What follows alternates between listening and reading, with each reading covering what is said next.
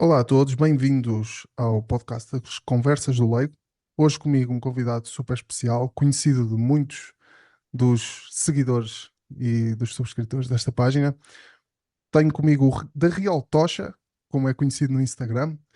Tocha, apresentador do BitTalk Podcast e muitas outras coisas que ele nos vai dizer a seguir. E Tocha, muito obrigado por teres aceito o meu convite para estarmos aqui os dois reunidos a falar um bocadinho durante alguns minutos.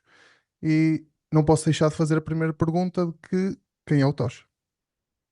Olha, muito obrigado por teres convidado. Quem é o Tocha? Essa é aquela pergunta que eu nunca consigo responder. Estás a ver quando tens os cheiros lá nas fichas de inscrições nas escolas das crianças e perguntam o que é que o teu pai faz?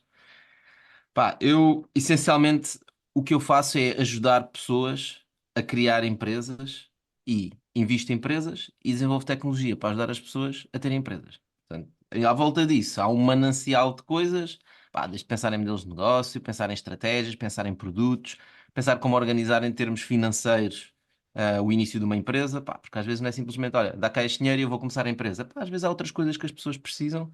Portanto, eu gosto muito de ser criativo nessa área. Portanto, acima de tudo, sou um entusiasta da tecnologia, só invisto em empresas na área da tecnologia.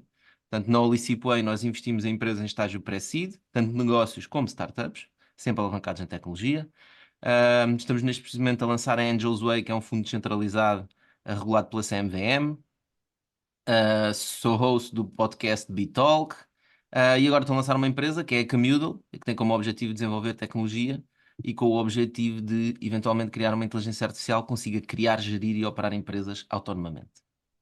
E portanto, no Uau, meio disto tudo, ainda faço outras coisas, como arranjar, estamos a recuperar aldeias na Serra da Lousã, pá, e apoio todos os empreendedores da comunidade OW, que são mais de 60 empresas, e portanto há muita coisa para discutir e para pensar.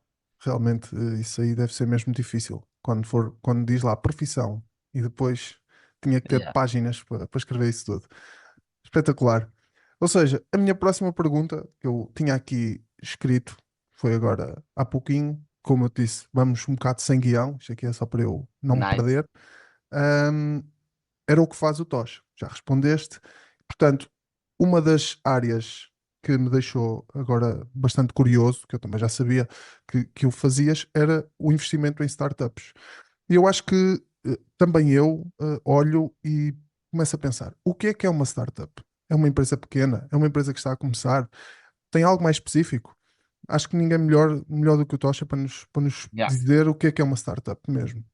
É assim, não há uma definição no dicionário que eu possa dizer e toda a gente concorde. Nós na Licipay investimos tanto em negócios como em startups, como nós costumamos chamar. E as pessoas perguntam, mas uma startup não é um negócio? Sim, pronto. É uma palavra que nós encontramos para diferenciar o tipo de negócios. Há quem diga negócios mais tradicionais e startups. A base mais simples para perceber é um negócio cresce com vendas. Faz vendas aos clientes, tem custos. Se tem lucro, ou seja, tem menos custos e tem mais vendas, consegue investir esse lucro no crescimento da empresa e com isso vai ganhando mais mercado, vai ter, criando novos produtos e etc. Uma startup tem uma lógica diferente. Não procura ter lucro, pelo contrário, normalmente todos os anos gasta mais dinheiro do que aquele que recebe. O que procura é criar uma tecnologia, normalmente é sempre uma tecnologia, para que se possa tornar altamente escalável. Como os negócios que as startups apontam são negócios disruptores da nossa economia, portanto, em algum setor, precisam de tempo para desenvolver tecnologia e para isso precisam de queimar, o chamado queimar dinheiro, que é nada mais como investir em tecnologia e investir em vendas.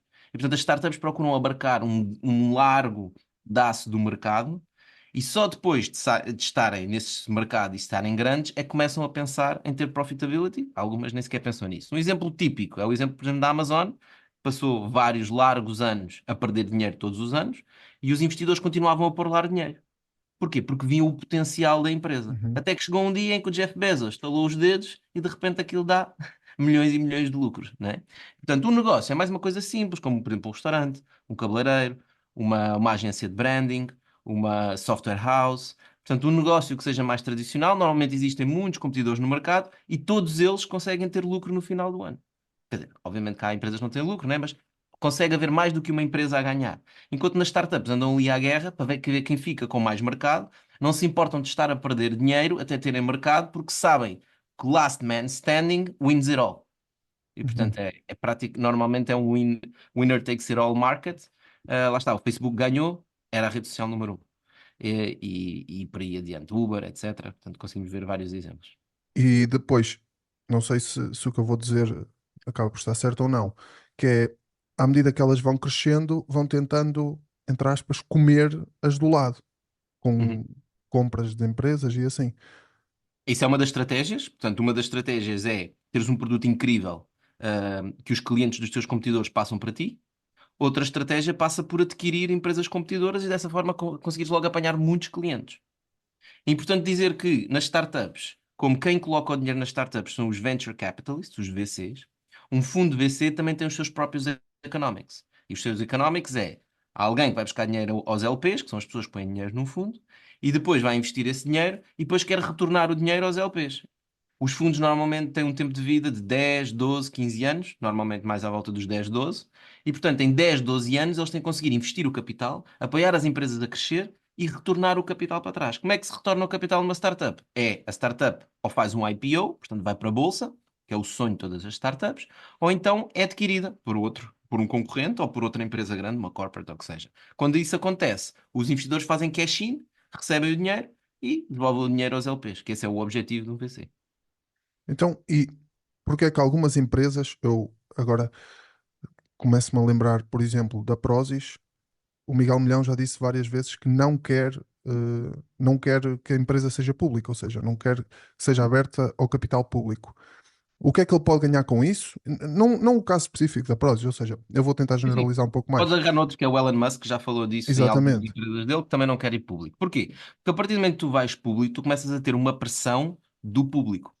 Portanto, existe uma percepção de quanto é que vale a tua empresa e as tuas ações podem descer ou subir consoante as coisas que tu fazes no mercado.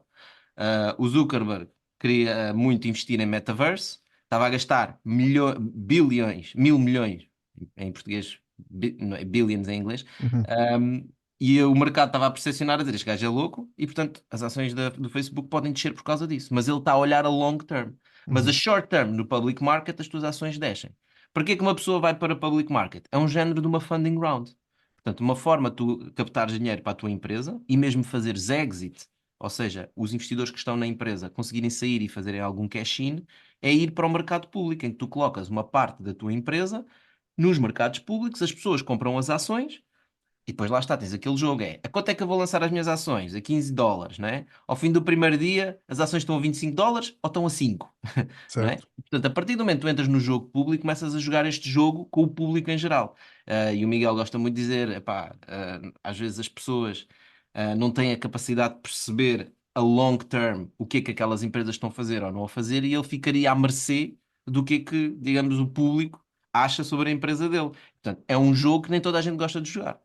Portanto, quem precisa muito de dinheiro gosta de ir fazer o IPO e gosta de devolver dinheiro aos investidores. Há empresas que estão confortáveis, como é o caso da Prozis, que nem sequer precisa de pensar nessa alternativa e, portanto, está muito melhor estando privada e não tem problema nenhum. Isto é uma decisão, não há um certo ou um errado. Uhum, Cada um deve decidir aquilo que é melhor para si. Estás a ver? ok, Portanto, faz todo sentido. ok. E então, ainda aqui no campo das startups. A startup, e eu acho super curioso e acho que é de ressalvar e de bater palmas às pessoas que decidem criar uma startup, porque, como disseste, as startups vão começar a queimar dinheiro. É mesmo isso. E é preciso coragem para o fazer, porque eventualmente vão de começar com algum dinheiro próprio e depois atraindo investidores. Neste campo dos investidores, como é que os investidores chegam? Como é que o Tocha chega a uma startup? Para investir nela, para ajudar, para alavancar a Ok. empresa, etc. Vários pontos aí. Eu até diria que a maior loucura dos empreendedores não é o facto deles entrarem numa empresa startup e estarem a queimar dinheiro.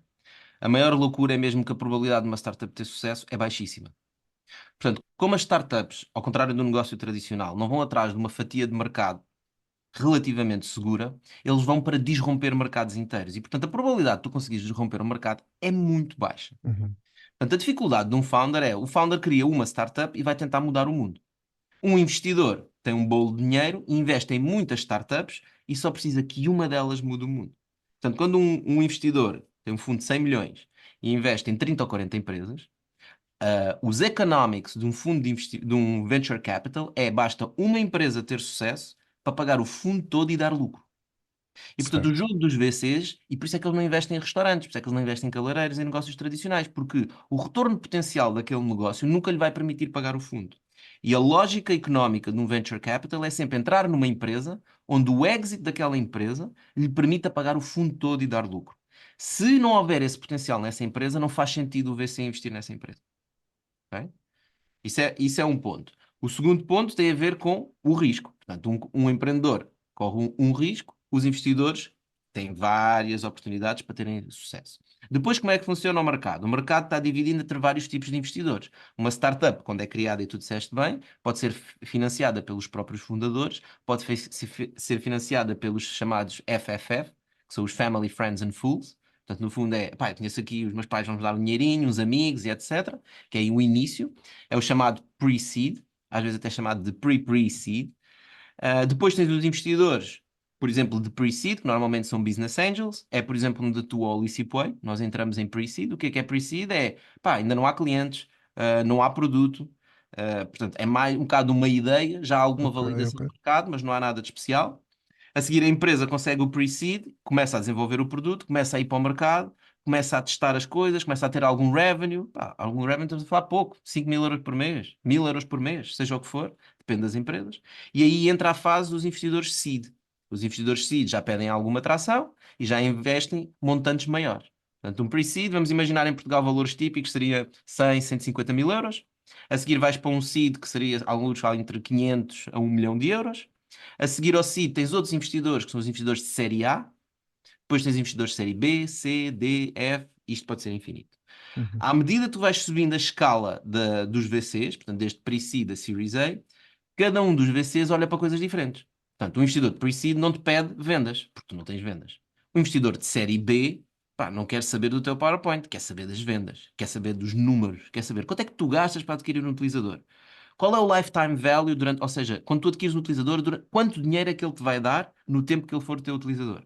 Qual é o teu churn? Ou seja, a que cadência é que tu perdes clientes? Portanto, todas estas palavras, vá, mais financeiras, um investidor de série A, B, C, pá, isso é o mais importante. Um investidor de seed e um de pré-seed não olham para essas coisas e têm que pensar mais na lógica do negócio. Faz sentido um modelo de negócio destes? Os clientes realmente querem este produto? Será que os founders já descobriram o product market fit? Ou seja, onde é que o produto deles se encaixa na cadeia de valor do mercado? Portanto, cada um destes investidores tem várias coisas para que olham. E, portanto, dependendo do estágio da tua startup, tu vais procurar investidores que investem na tua fase. Portanto, se eu estou a começar, vou à internet e escrevo investidores VC, né? E aparece-me um site, eu abro o site e ele logo lá vai dizer: olha, nós investimos na fase seed, queremos que as empresas tenham pelo menos 15k MRR, ou seja, 15 mil euros todos os meses de recurring revenue. Portanto, se não tiveres isso, nem vale a pena falar connosco. Ou há outros que dizem, nós só investimos em pre-seed, se já fechaste uma ronda de investimento de 500 mil euros ou 1 milhão, etc., já é demasiado tarde para nós.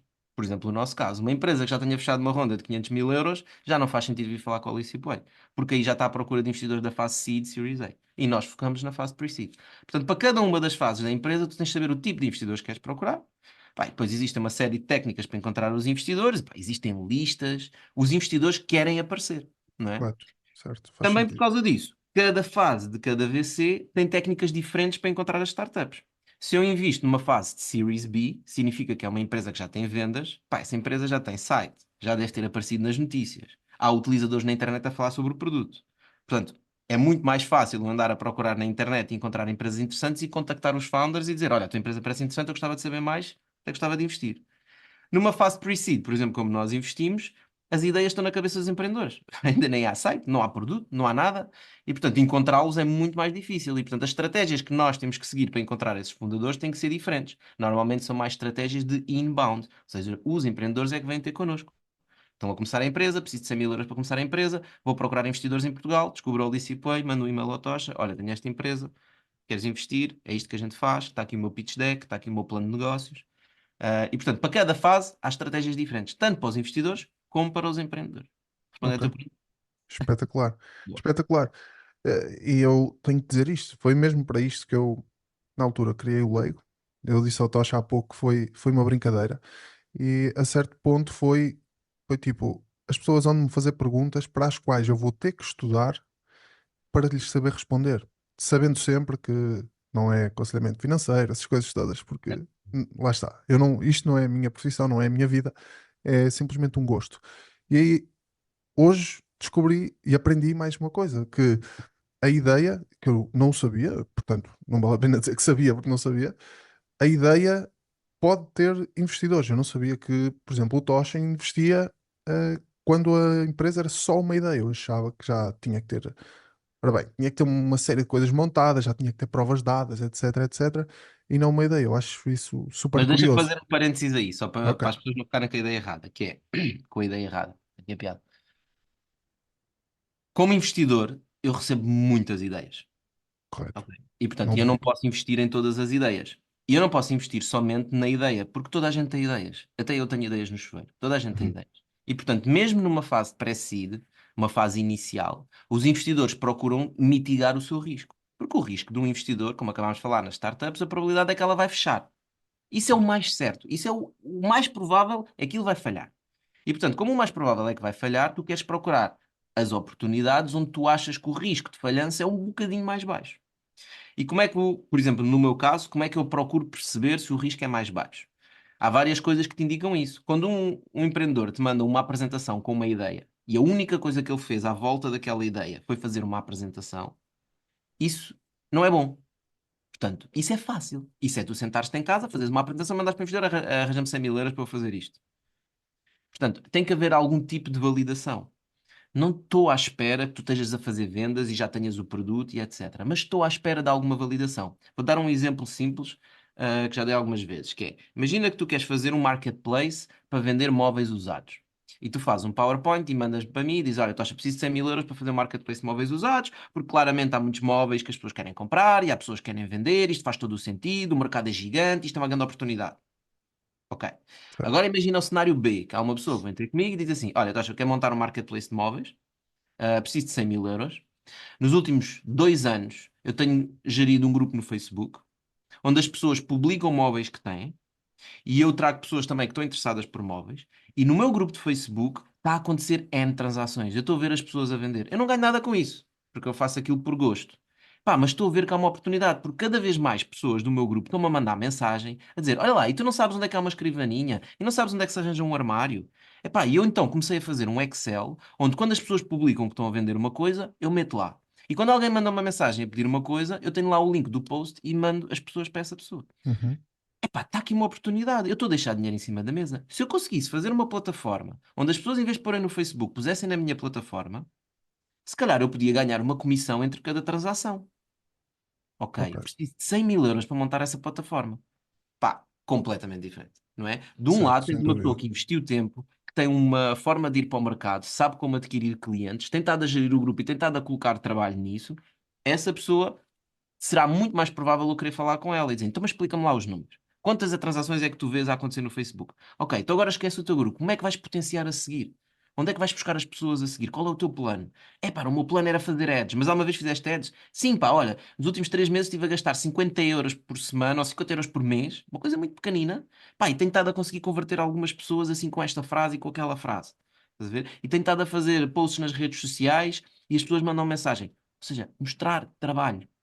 Não é? Eu não estou à espera de vendas, mas estou à espera de perceber se a pessoa realmente está a levar aquilo a sério. Porque é muito fácil montar um PowerPoint e pedir dinheiro. Claro, E sem se, dúvida. e se as pessoas colocarem do lado do investidor, eu recebo todos os dias N empresas, N ideias. E portanto, é preciso haver alguma validação. E é isso que eu procuro. Depois procuro, obviamente, também perceber quem é que é a pessoa. E essa é uma das razões por nós fazemos o Bitalk, para as pessoas que vêm falar connosco também perceberem se querem ter-nos a nós como sócios deles. Porque quando tu trazes um investidor para uma empresa, é como casar. Se nós falarmos com uma empresa para ter um IPO em média demora 10, 12 anos, né? Durante 10, 12 anos vais ter que aturar aquele investidor e o Sem investidor vai dúvida. ter que aturar a ti. E Uhum, portanto também tem que haver um fit entre pessoas, especialmente os que entram muito cedo. Porque o investidor de série C pode entrar numa empresa e passado 1 ou 2 anos ele entra em IPO. Porque ele quando entrou a empresa já era grande. Mas um gajo de pre-seed e seed vai estar lá durante muito tempo. E, portanto, é importante também haver um fit das pessoas e é importante haver uma mentalidade de day player, uma mentalidade de empreendedor, uma mentalidade de crescimento, de saber ouvir o que os outros à tua volta te dizem, pensares para ti próprio e tomar as tuas próprias decisões com base na tua intuição. Não simplesmente dizer o que o investidor quer, mas também não estar completamente casmurro com as tuas ideias e ouvires as lições de pessoas que já tentaram, falharam. Eu sei a receita do sucesso para uma startup? Não sei. Mas já vi muitas coisas que falharam. E eu sei algumas coisas que não se deve fazer. E, portanto, receita não existe. Pá, mas existe coisas que não, não, não. Né? E, portanto, é isso que tu também vais buscar aos investidores para além do capital e é isso que nós na Licipay trazemos. É também experiência, é falar, é alguém com quem tu podes comunicar e que tem os incentivos alinhados contigo. Porque o que ele tem é equity. E a única forma dele reaver o investimento dele, como investidor, é que a empresa tenha sucesso. Ok. Essa era uma das perguntas que eu ia fazer agora mesmo, que era o que é que o investidor tinha em retorno, se seria equity, ou neste caso uma parte da empresa, ou então uma espécie de taxa sobre o dinheiro investido. Pá, Tipo empréstimo, yeah, tipo, basicamente. um empréstimo numa startup é um bocado parvo. Não faz muito sentido. Porquê? Porque a startup só tem dois outcomes. Ou vai fechar, e se isso acontecer, os juros do teu empréstimo nunca os vais ver. Certo? Ou vai ter muito sucesso. E se isso acontecer, os juros do teu empréstimo são uma gota d'água no que aquela empresa vai criar. E portanto, tu que tu queres numa startup é obviamente ter equity, para tu teres os incentivos alinhados. Se a empresa tiver muito sucesso, pá, tu também vais Vão ganhar ter com os isso, dois sucessos, correto? né? E portanto, A- queres ter Até os... mesmo, até mesmo para o criador da startup, acho que faz mais sentido que Claro, o investidor tenha ali, porque lá está, é como dizes, se eu crio uma startup, quero o Tocha comigo, se eu tiver sucesso, o Tocha vai ter sucesso, exatamente. financeiro neste caso. Portanto, acho que sim, acho que sim. Não é só financeiro, sabes? Tens muito sucesso do facto de estares a construir uma coisa e estares a ter impacto no mundo, Certo, né? claro, claro, Portanto, o Zuckerberg, quando se deita na cama à noite e pensa, fogo, eu ligo não sei quanto é que ele já tem, 1 bilhão de pessoas em todo o mundo. Epá, também deve ser impactante. Para ele o dinheiro já não é importante, não é? E certo, portanto já certo. faz aquilo por missão. Não sei se conhece a história típica quando eles tiveram no Facebook uma. Já não lembro qual foi a empresa que lhes fez uma proposta de compra. E era uma proposta interessante. E o Peter Thiel foi um dos primeiros investidores do Facebook. Eles fazem uma reunião para discutir a proposta e o Zuckerberg entra na reunião e a primeira coisa que diz é: epá, isto é só uma reunião formal porque obviamente a gente não vai vender. E o Peter Thiel diz: calma lá, tipo, é uma grande proposta, vamos pelo menos sentar e discutir. E às tantas diz: epá, isto é muito dinheiro, se nós vendermos agora, tu vais fazer muito dinheiro. E o Zuckerberg vira-se para ele e diz assim: ok, e o que é que eu vou fazer com esse dinheiro? Vou criar uma rede social, que é o que eu quero fazer. Para que é que eu vou criar outra? A que eu tenho, eu já gosto da que tenho. E portanto acabou por não vender e acabou por ser uma boa decisão. Podia ser má, e há Certo. exemplos em que as decisões foram más. Mas a questão aqui é outra, que é, ele estava a fazer o que ele gostava. Ele estava a fazer o que ele queria. E às vezes esse exercício é importante para um fundador, que é dizer assim, olha, estou a fazer aqui um marketplace de móveis usados. Ótimo. Agora imagina que tu ganhas 100 milhões de euros no Euromilhões. O que é que tu vais fazer? Vais fazer um marketplace de móveis usados? Ei, não, a minha paixão é mesmo robótica. Mano, então vai fazer robótica agora. Não percas tempo a fazer outra coisa. Estás a ver? E isto tem a ver com tu realmente estares a fazer uma coisa que te apaixona. E isso é que aumenta as tuas probabilidades de sucesso. Porque quem está apaixonado por aquela área, por exemplo, móveis usados, vai outwork you, vai outcompete you. Porque ele adora aquilo. E trabalhar num sábado, num domingo, é indiferente. Ele É, adora aquilo. Ele não quase faz nem é parte do trabalho. trabalho. Não é trabalho. É Né? como aquela frase que se diz de faz o que gostas e não trabalharás um dia na tua vida. Yeah. Acho que às vezes as pessoas desvirtuam esta frase para vou estar sempre, todos os dias, altamente motivado para fazer as coisas. Claro que não. Se calhar quem faz o que gosta, eu, por exemplo, faço o que gosto, mas não vou todos os dias para o meu trabalho feliz e contente. Às vezes vou, tipo, epá, tenho que ir. Que Yeah. chatice. Mas é mesmo assim. Sim, faz parte. Espetacular. E os problemas aparecem, né? Tipo, Sem dúvida. eu também não olho para o trabalho como, pá, tenho um horário, etc. Para mim é mim diferente, né? Porque eu estou a fazer as coisas que gosto e felizmente tenho essa sorte de poder estar a fazer o que me apetece e o que eu quero. E é essa a liberdade e é isso que é riqueza.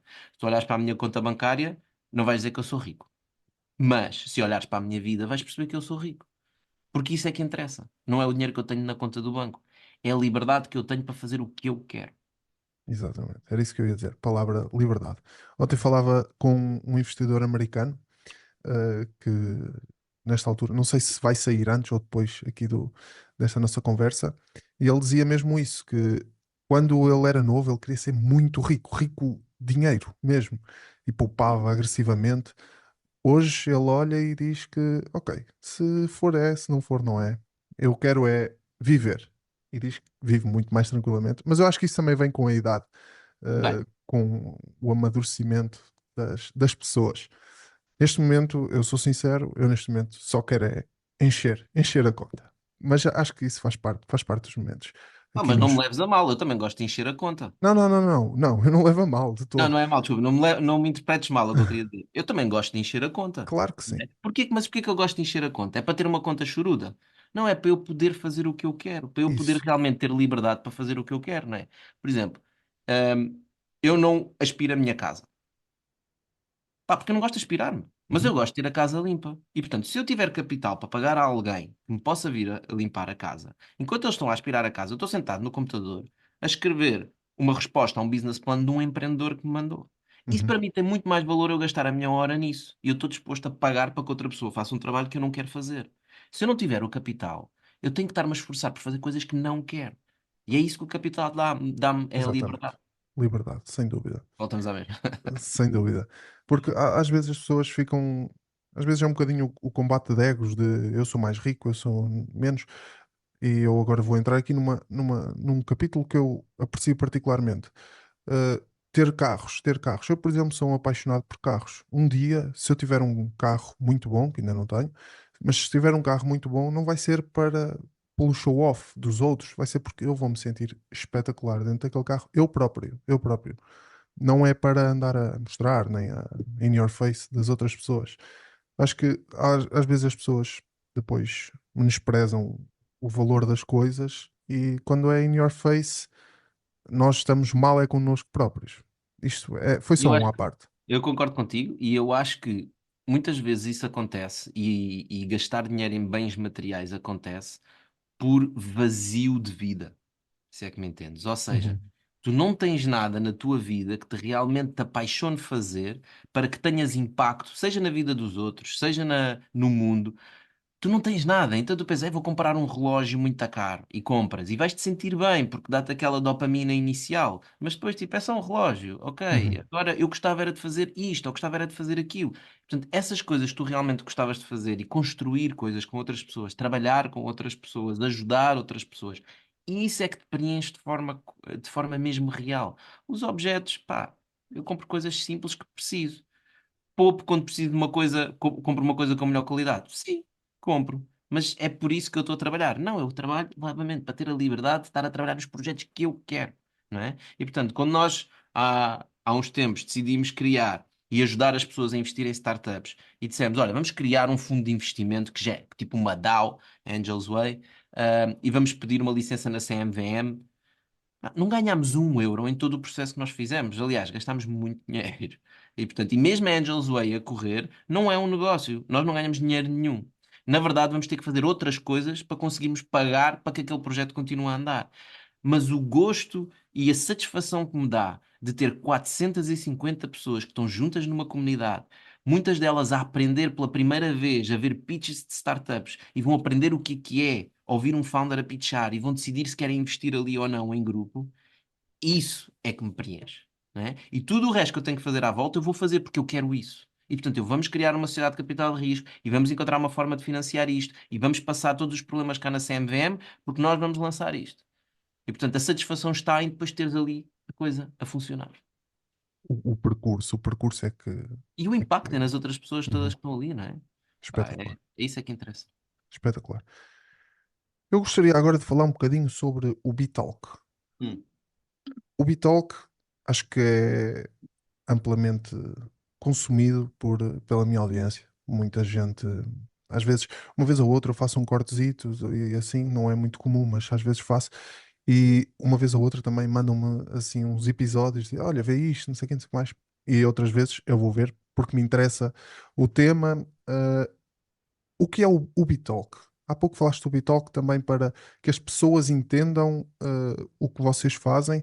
O Bitalk também é apoiado por ti. Se puderes falar sobre isso. Sim, o Bitalk, portanto, o Bitalk nós não temos patrocinadores, não temos nada, portanto, na verdade, o Bitalk é um custo para nós. Porque é que nós o fazemos? Pá, tem várias razões porque o fazemos. Uma delas, já te disse, nós queremos que as pessoas que vêm ter connosco conheçam quem nós somos e saibam o que é que podem esperar deste lado e que tipo de pessoas é que são. Essencialmente, que tipo de beliefs, que tipo de crenças é que nós temos, quais são os nossos ideais. para tu saberes se queres juntar a uma pessoa destas ou não.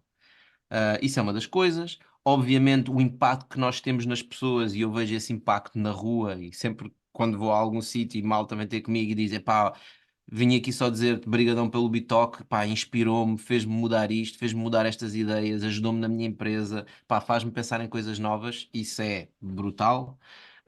Pá, mas o Bitoque traz-nos outras coisas, como por exemplo a possibilidade de conhecer pessoas incríveis. Pá, um dos últimos episódios que publicámos com o Almirante Gouveia e Mel. Pá, já o tinha visto muitas vezes na televisão, já tinha visto entrevistas com ele, e etc. Mas estar ali a falar com ele e realmente poder perguntar aquilo que eu quero e que me é curioso para mim e ouvir as respostas, pá, permite conhecer as pessoas de uma forma completamente diferente e aprender coisas, exatamente a mesma razão que tu fazes, né? Sem dúvida. Portanto, essa é uma Era isso razão mesmo que eu clara, estava a pensar. clarinha. Aprender todos os dias. Olha, ainda hoje de manhã gravei um Bitalk, ainda não saiu, há de sair mais para a frente. Pá, e aprendi coisas. E literalmente estava a ouvir e estava a pensar: Fónix, isto faz todo o sentido. Como é que ainda não tinha pensado, nem me tinha passado pela cabeça? Mas agora é que eu estou a ligar todos os pontos. E se eu estivesse num quarto escuro a pensar naquilo, se calhar até tinha chegado àquela ideia, mas nunca fui exposto daquela forma a alguém a falar daquilo. Pá, e isso é um valor, pá, incalculável, né?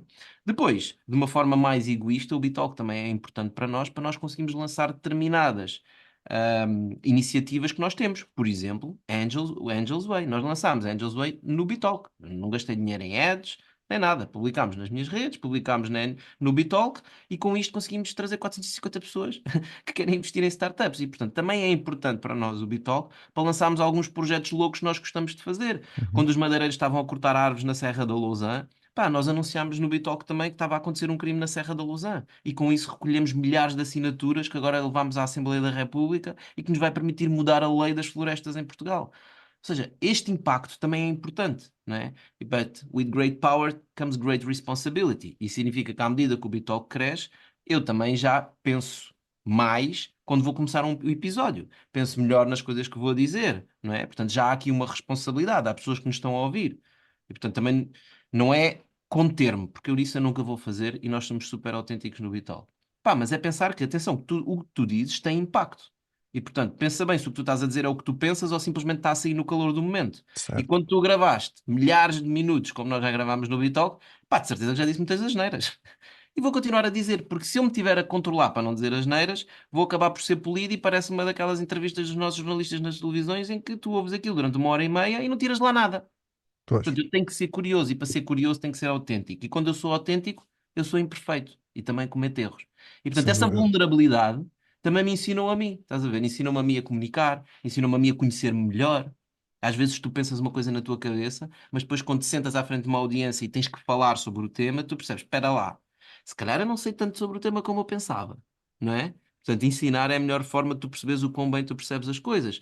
Pá, há uma panóplia de coisas e há de haver mais três ou quatro que eu não estou a lembrar agora. E, portanto, pá, o Bitalk preenche-nos muito. É um grande investimento da nossa parte, mas é um investimento que nos paga, não monetariamente, mas de muitas outras formas. E o Bitalk está não só no YouTube, mas também no canal Q, se não estou em Uhum. erro. Eu vejo sempre no YouTube por facilidade, até para Fazes? navegar ali de episódio em episódio. Ah, essa entrada também na televisão, eu vou-lhe chamar televisão de antena, apesar de não, se calhar não ser o melhor termo. Ah, Diz a é, televisão de grelha. ok, ok. É Na tudo pela televisão. grelha. É a grelha. Ok, Aí a grelha, tem espaço na grelha, não tem espaço na grelha. É muito grelha. espetacular. Essa entrada aí acaba por ser também, vamos imaginar, agora, que é para eu me fazer explicar como deve ser, que eu queria meter as conversas do Leigo no canal Q ou noutro canal qualquer. Essa entrada é uma entrada natural, ou seja, de convite, ou é uma entrada em que eu vou ter que entrar com algum investimento, etc. Ou seja, se eu quiser No caso, criar maior exposição, porque neste caso eu certo. criei um canal do YouTube e não me custou nada, exceto se eu colocar o YouTube Premium, etc. Mas para eu ir para a televisão, e eu acho que isso aí é um ponto em que vocês já têm que ser, são grandes, não é? Porque senão não estariam na televisão. Porque a televisão, eu posso chegar lá com muito dinheiro, mas se não estiver alinhado, se calhar não vai entrar, digo eu, E não muitas sei. vezes não há espaço na grelha. Ou, exatamente, não há espaço na grelha para mim. Depende muito. Ou seja, depende muito dos canais. Pá, portanto, quando estamos a falar de uma SIC, RTP, TVI, SIC Notícias, etc., Pá, são canais muito mais concorridos, e aí a complexidade é outra, e tem a ver com patrocínios, tem a ver com grelha, tem muito a ver com grelha, com espaço na grelha, que não há muito espaço. No caso do canal Q para o Bitalk, foi uma simbiose que nós descobrimos. Foi uma simbiose que tropeçámos por acaso, na verdade, em que, no momento certo, para ambos os lados, nós tropeçámos um no outro, portanto, o Bitalk no canal Q e o canal Q no Bitalk.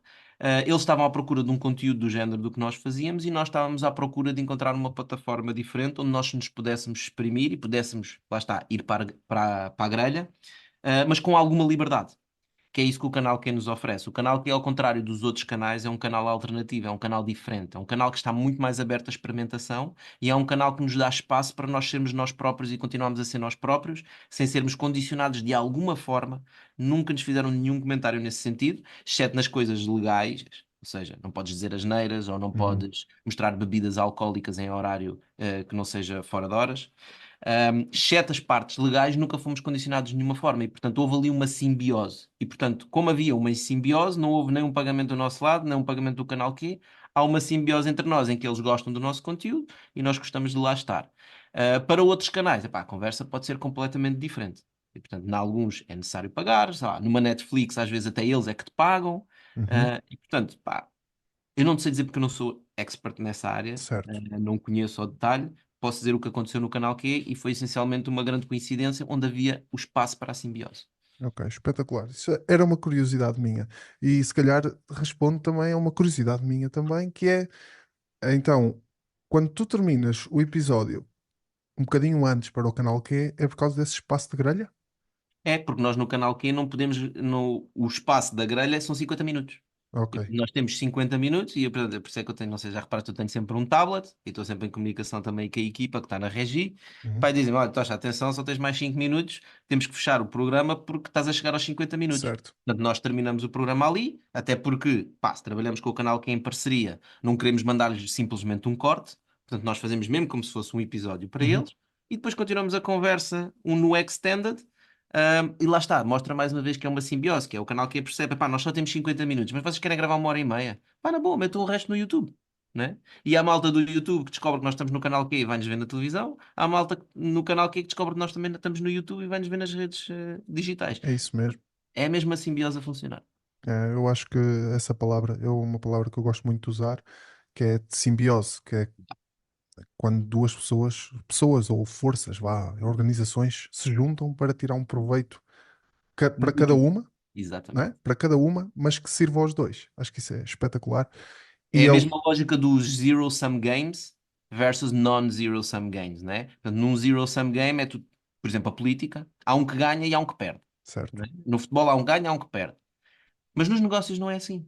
Nos negócios, tu podes criar negócios e podes criar modelos de negócio em que todos beneficiam. E isso é uma simbiose. Uma simbiose é quando os dois organismos beneficiam um do outro. E sem o outro, um é mais fraco. espetacular, É. espetacular. Esse ponto de vista e essa análise é espetacular. Tocha, temos 38 minutos, assim mais ou menos. Eu vou tentar respeitar aqui o teu tempo que tens a fazeres de seguida. E eu, no fim das minhas conversas, costumo fazer três perguntas. E as três perguntas são: o melhor conselho que já te deram até hoje, o pior conselho que já te deram até hoje e o conselho que tu gostavas de deixar à audiência, a quem vá ver isto, muitas ou poucas pessoas. É. Vamos ver. Acredito que sejam mais pelo convidado, mas Ok. O melhor conselho que já me deram. Uf, há muitos, estás a ver? Portanto, eu vou escolher um e eu vou escolher aquele que nós acabámos de falar, porque acho que é um conselho muito importante, que é, às vezes nós nos negócios, pá, e o meu dia a dia é muito a trabalhar em negócios, né? Portanto, trabalhar com não só empreendedores, pá, mas com pessoas que estão à frente de empresas, à frente de departamentos, pessoas que querem fazer negócio ou vender produtos e serviços, portanto, não é só startups e negócios, e é sempre encontrar aquele modelo onde nós conseguimos beneficiar os dois. Porque se tu estás a fazer, mesmo quando tu estás a vender, eu também vendo coisas, né? Quando eu vou vender a alguém e eu sou o gajo que vai sair beneficiado, a venda é má. Porque mais tarde ou mais cedo o outro lado vai perceber que a venda foi má e a minha venda vai acabar. Ele vai acabar com o contrato. E portanto, O melhor conselho que eu tenho é sempre procurar como é que nós podemos ganhar os dois. Como é que tu podes fazer transações na tua vida, que não tem que ser só nas empresas, mesmo transações sociais, em que existe um win-win situation, em que os dois estão a ganhar. Que é, por exemplo, quando tu conheces uma pessoa muito interessante e tu queres alguma coisa dele, e a primeira coisa vai lá é, epá, olha, epá, eu preciso, tenho aqui a criar, eu preciso disto, preciso disto, preciso disto, preciso disto. Pá, mas porquê que o outro lado te vai dar o que tu precisas? Se calhar tira primeiro um momento para perceberes o que é que o outro lado precisa. Antes de pedires, tenta dar valor. E portanto, o Gary também fala muito no give, give, give and then ask. E é tudo, anda tudo mais ou menos à volta desta coisa, que é, tu tens que acrescentar valor. Nós somos seres sociais. Nós vivemos numa sociedade. Se nós temos sanguessugas na sociedade, a sociedade vai querer isolar as sanguessugas. Portanto, não sejas uma sanguessuga. Traz valor para toda a gente. O Simon Pior Squibb coisa. também diz 1 mais 1 igual a 11. Exato. Que ele diz que é 1 mais 1 não é 2, 1 mais 1 é igual a 11. Eu acho também que Exato. isso é muito curioso. Pá, e acho que encontrar outras pessoas que vão de dizer outras coisas e tudo vai bater à mesma situação. E nós Uhum. às vezes esquecemos nisto no dia a dia. Eu também cometo esse erro. Às vezes, epá, estou a fazer isto, mas não devia estar a fazer isto desta forma. Ok. Pior, Desculpa ter-te pior interrompido. conselho. Não, não, estavas-me até a dar tempo para pensar no pior conselho. Que normalmente é o mais difícil de responder. É o que eu sinto. As pessoas esquecem-se dos piores, eliminam-os. Olha, há um conselho, eu vou colocá-lo no pior só para ser um bocadinho também controverso, mas acho que é importante para nos fazer pensar, que é, ouve a opinião dos outros, ok? Tem um quê de verdade. Mas, quando tu estás a trabalhar e és uma pessoa ambiciosa e queres ter impacto no mundo, ouvir toda a gente, portanto, se tu ouvires toda a gente no mundo, aquilo vai dar zero. Portanto, há Sem uns que dúvida. vão dizer um, outros vão dizer menos um, e o resultado vai ser zero. Quando tu procuras encontrar um consenso entre partes que estão completamente em desacordo e estão em lados diferentes, o consenso é o middle ground. E isso, se tu pensares, se este lado fosse o bom e este lado fosse o mau, tu acabas por fazer uma coisa mais ou menos. E portanto, o conselho de ouvir os outros, por vezes, é um presente envenenado. Tu deves ouvir, mas com sempre, sempre pôr o sal e a pimenta e teres a certeza que o que tu estás a ouvir, que a outra pessoa que está a falar, quais são os interesses dela, porque é que ela está a dizer aquilo, o que é que ela passou, quais são as lógicas, e depois, porque quando tu estás a criar tecnologia disruptora e quando estás a querer ter mudança no mundo, tu estás a mudar algumas mentalidades. E tu podes estar a falar com aquelas mentalidades que simplesmente não estão lá. E portanto, o conselho de ouvir as pessoas e ouvir os conselhos é preciso ter muito cuidado com esse conselho. Eu gosto de ouvir, eu faço o Bitalk para ouvir outras pessoas, mas eu estou sempre a pensar, no bom e no mau, quando as pessoas concordam e quando as pessoas discordam. Mesmo quando as pessoas concordam contigo, pode ser mau, mas também quando as pessoas discordam de ti, também podem estar erradas. Portanto, tu Uhum. tens de ter muito cuidado com ouvir, e esse é o verdadeiro balanço do empreendedor, que é um empreendedor, quando está a criar uma startup, eh, gigante, que vai crescer e etc., tem que ter a capacidade de ouvir, mas não pode mudar sempre que alguém lhe dá uma opinião contrária. Ele também tem que ter a capacidade de ser casmurro. E este balanço entre saber ouvir, ouvir toda a gente, mas depois tomar a tua própria decisão, é super importante. E isso é que destaca os empreendedores de sucesso dos empreendedores medíocres. É a sua intuição e a capacidade de ouvir e a capacidade de fazer as perguntas certas. Depois, o conselho que eu gostaria de deixar, uma coisa que nós já falámos aqui, que eu acho que é o mais importante, que é, epá, é seguir a tua curiosidade. E há uma coisa que as pessoas falam de follow your passion. Isso é uma treta, segue a tua paixão. Não, não é uma treta. Há um quê de treta aí quando as pessoas dizem simplesmente segue a tua paixão, mas nem toda a gente pode seguir a sua paixão, que é preciso ter condições para seguir a paixão. Quando nós falamos em seguir a paixão e a curiosidade, não é de forma cega. Tu tens que ser estratega na tua vida, não é? E como nós, há certas pessoas, as pessoas não começamos todos no mesmo nível, infelizmente. A sociedade é injusta. E há pessoas que começam de determinados níveis, há pessoas que começam de outros. Isso não significa que seguir a tua paixão é, seja onde for tu estás na tua vida, tu tens que fazer só aquilo que te apaixona, mas tu deves trabalhar para chegar lá, tu deves criar estratégias para chegar lá. E quando tu estás a fazer alguma coisa que tu não gostas, mas tu pensas bem na tua estratégia de onde tu queres chegar e fazer aquela coisa que tu não gostas, é essencial para tu conseguir chegar ao patamar a seguir, onde tu realmente vais fazer aquilo que tu gostas, e isso não é, isso é ser inteligente, é ter uma estratégia, não é? E portanto, seguir a curiosidade é o mais importante. E aquele exemplo que eu dei da startup há pouco que é Então, mas se tivesse 100 milhões de euros, ias fazer marketplace de mobiliário? Não, ia trabalhar com robôs. Mano, então vai trabalhar com robôs agora, meu. O Elon Musk está a contratar, montes de gente está a contratar. Se tu realmente queres isso, se é isso que tu queres, vai.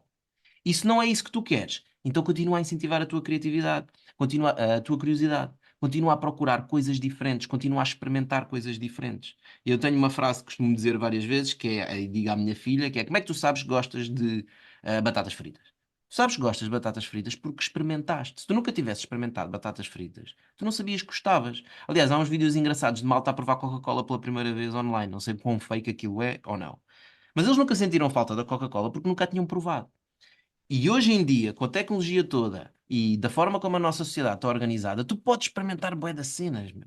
Então experimenta. Não sejas tipo uma barata tonta que está a saltar a cada semana ou a cada mês de um lado para o outro. Tens que ter alguma lógica, obviamente. Epá, mas experimenta coisas diferentes. Descobre o que é aquilo que realmente te faz mexer. Ah, e quando tu és realmente curioso e procuras sobre os temas e te tornas melhor nesses temas, muitas vezes tu descobres que afinal aquilo até é uma coisa que tu gostavas. Porque nós temos todos aquela velha do eu não gosto de matemática. Não gosto de matemática porque não percebes.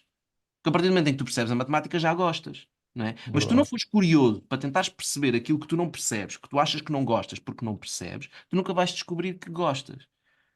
Pá, é uma regra fácil de seguir? Não, mas se nós pensarmos sobre ela, pá, eu acho que pode ajudar muitas pessoas a tentar encontrar o caminho, porque cada vez mais, como nós temos tantas oportunidades, muitas pessoas se sentem perdidas e não sabem para onde ir nem o que querem fazer, né? E, pá, e incentivem a curiosidade. Pá, em vez de estar sentado em casa a ver a série de Netflix XYZ que saiu agora, é pá, se calhar abre o YouTube, meu. Se calhar abre o BeeTalk, se calhar abre o Instagram do Lego, não é? Ou seja, aprende qualquer coisa.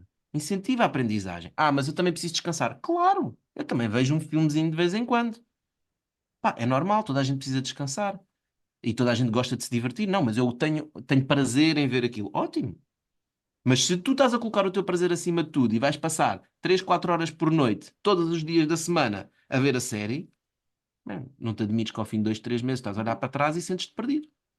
Estás a viver num mundo de fadas, estás a viver num mundo fictício.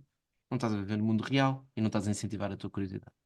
Sem dúvida. Pode-se fazer isso tudo, mas depois não te queixes, Exato. não é? Portanto, do the Porque work. acho que foi um conselho espetacular que deixaste, que é segue a tua paixão, mas vai haver trabalho. E a Claro. consistência não pode ser salta-pocinhas, passa a expressão, porque tem que haver alguma consistência e as coisas não vão aparecer do nada. Yeah. O pessoal hoje vai para o YouTube e assim e vê, faz isto e vais viralizar. O Lego tem uns 8 meses, não, tem mais um bocadinho, tem 10 meses, estava ali a olhar para a data de hoje, tem uns 10 meses e pronto, e tem 2 mil seguidores, porque pronto, porque eu também não tenho, se calhar, às vezes, tanto tempo, também assumo aqui a minha parte da culpa. Às vezes também houve momentos em que se calhar podia ter dado mais e não dei, Sim. mas pronto, mas eu estou Mas o que aqui. interessa é que continuas a fazer. O Exatamente, Bitalk tem exatamente. 4 anos, meu. Pois, exatamente, sem dúvida. Todas as semanas a publicar um episódio. Yeah, Portanto, consistência é consistência, importante. sem dúvida. Se nós Eu, tivéssemos parado, pá, o Bitalk não era o que era hoje. E se eu continuar o Bitalk, eu tenho certeza que daqui a 7, 8, 10, 20, 30 anos, não sei daqui a 30 anos onde é que estamos a fazer o Bitalk em Marte, mas que seja, se calhar, os resultados vêm com consistência, porque é um dos bens mais escassos que nós temos hoje em dia na nossa sociedade, é consistência. A pessoa malta para de ir ao ginásio, falta de consistência, não é? sem dúvida. Tu tens de ver isso em N exemplos da tua vida. E se me permites, Tocha, eu gostaria de acrescentar aqui uma coisa que foi uma lição, também temos que terminar, foi uma lição dos últimos tempos para mim, que é ser consistente e não tenhas medo de te lançar. Eu enviei algumas mensagens, houve mensagens às quais eu não tive resposta. A tua foi uma das que eu mandei-te a mensagem, reencaminhaste-me para o teu e-mail e depois falei contigo, falei com a tua equipa, foi super espetacular. Arranjámos um dia e estamos aqui, num momento de simbiose, não é? Exatamente. Aconteceu o mesmo ontem com esse investidor americano que eu falei. Ele próprio também tem um canal de YouTube e eu lembro-me que cheguei ao canal de YouTube dele e ele tinha 18 views por vídeo. Hoje tem 250 e tal mil subscritores. Portanto, é step by step e a coisa vai-se fazendo. A Eu, paciência também é importante e o não está sempre garantido. exatamente, exatamente. Tocha, foi um prazer imenso falar Prazer contigo. foi meu, Isto é obrigado. uma verdadeira aula de startups. Eu fui muito para este caminho porque eu acho que ninguém melhor que tu, pelo menos que eu conheça, para nos falar disto. E eu também era pouco conhecedor, hoje já sou um bocadinho mais e levo o bichinho para aprender mais. Se calhar a seguir vou fazer umas pesquisas, porque espetacular, o teu trabalho no Bitalk é também incrível, teu, da tua equipa, naturalmente, também. E acho que o que te move é realmente incrível. O fator financeiro está sempre presente, como é óbvio, não, tu também não o negaste, É a mas sociedade em que vivemos. a mudança e o fazer algo para as pessoas, para os outros, o ver o projeto no fim, acho que o que tu estás a fazer é incrível e muitos parabéns por isso também. Bom, obrigado pelas suas palavras. Tocha, muito obrigado, foi um Obrigado. gosto ter-te aqui Obrigado e a quem ficou-nos a ouvir até aqui. E se quiserem aprender mais sobre startups, epá, juntem-se à Angels Way, angelsway.pt. Estamos a juntar LPs exatamente para aprender sobre startups. espetacular. Se quiserem saber mais, e vejam o Bitalk porque aquilo está recheado de mega conteúdo. Obrigado a todos Obrigado, malta. e um abraço.